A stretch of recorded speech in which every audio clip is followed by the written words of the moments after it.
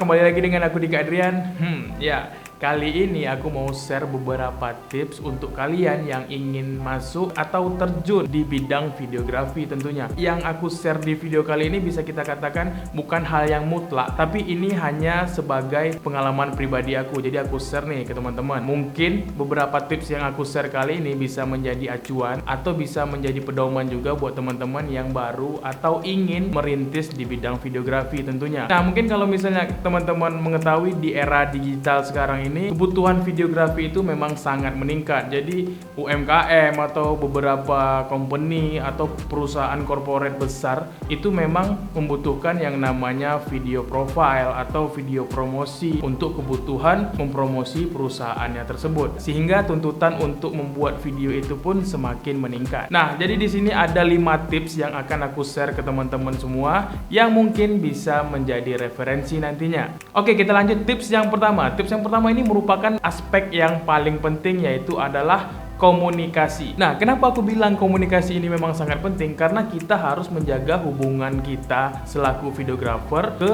klien kita. Klien kita itu kita harus service dengan komunikasi yang baik. Terus kita sudah memiliki briefing yang bagus antara kita selaku videografer dan klien. Jadi intinya kita memiliki komunikasi yang baik sebelum atau sesudah produksi. Misalnya sebelum produksi kita harus mendapatkan informasi apa yang dibutuhkan dari pihak klien kita itu, baik itu dari segi visualnya, baik itu dari story-nya, atau baik itu dari editingnya nanti. Nah, itu yang memang kita harus dapatkan dari klien itu. Selanjutnya nanti masuk ke tahap produksi. Jadi tahap produksi itu akan kita lakukan pengambilan gambar itu sesuai dengan yang sudah kita meetingin di klien tadi di tahap yang awal. Selanjutnya tahap akhir, setelah video kalian itu selesai, ibaratnya bisa kita katakan final video, itu kita berikan ke klien, terus kita minta feedback dari mereka, apakah ada revisi atau ada yang perlu diperbaiki. Itu kalian harus merubah sesuai dengan apa yang udah klien inginkan. Intinya kalian harus menjaga komunikasi kalian, karena hubungan kita itu bukan hanya di satu project itu aja. Yang pasti hubungan pekerjaan kita itu bisa sampai jangka panjang. Nah, sewaktu-waktu ketika mereka butuh lagi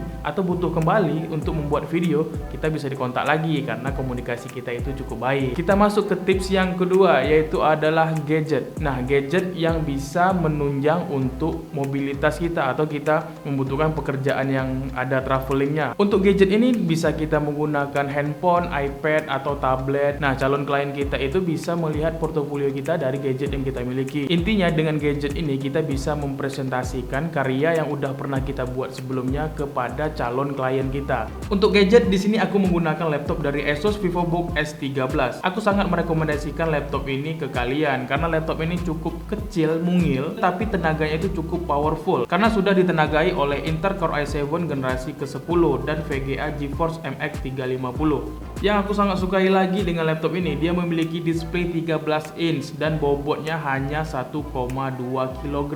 Dengan banyaknya pekerjaan mobilitas yang cukup tinggi, laptop ini sangat mudah kita gunakan dan untuk masuk ke dalam tas kamera pun cukup masih aman. Laptop Asus VivoBook S13 ini sangat bisa menjadi pilihan untuk ngedit video atau ngedit vlog yang tidak terlalu berat. Yang paling penting karena desainnya yang cukup kecil dan ringan, ini sangat penting untuk mobilitas.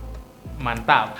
Oke, kita masuk ke tips yang ketiga, yaitu mencatat semua ide yang udah kita miliki. Dari ide ini kita bisa mendapatkan ide itu dari segala macam bentuk. Misalnya kita lagi bengong, atau kita lagi makan, atau kita lagi nongkrong sama teman-teman, atau kita lagi jogging gitu. Nah, itu kita bisa mendapatkan ide atau inspirasi itu datang dari mana saja. Mungkin kita bisa mencatat dulu di note kecil atau di note handphone itu kita bisa nyatat. Terus nanti ketika kita udah pengen produksi itu bisa kita jabarkan semua ide yang udah kita dapat itu ke dalam satu tulisan. Jadi itu lebih mudah untuk kita mendapatkan inspirasi-inspirasi baru gitu. Oke, selanjutnya tips yang keempat, yaitu membahas seputar gear dan peralatan. Nah, untuk peralatan sebagai videografi tentunya kita harus memiliki peralatan yang menunjang untuk pekerjaan kita, yaitu seperti kamera, lighting, audio, tripod. Nah, itu semua memang harus kita kondisikan apabila kita shoot project itu baik indoor, outdoor, semua perlu kita pertimbangkan.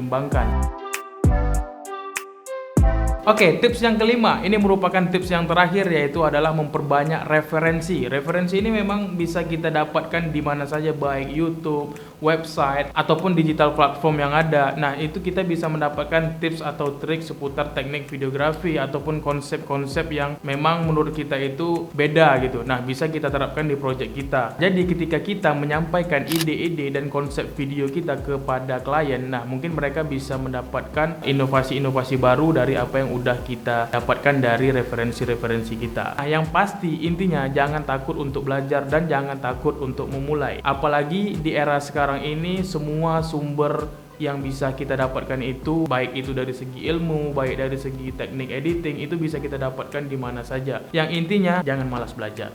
Oke, mungkin cukup sekian dulu video kali ini. Semoga kalian bisa mendapatkan tips-tips bagaimana cara kita untuk memulai bisnis videografi, ataupun mungkin kalian yang sudah jalan bisnis videografinya, kalian bisa menerapkan apa yang udah aku share di video kali ini. Semoga video ini bisa menjadi lebih bermanfaat buat kalian semua. Dan yang terakhir, sampai jumpa di video-video aku selanjutnya. Aku Dika Adrian mohon pamit. Keep solid and be creative. Peace out. Dadah.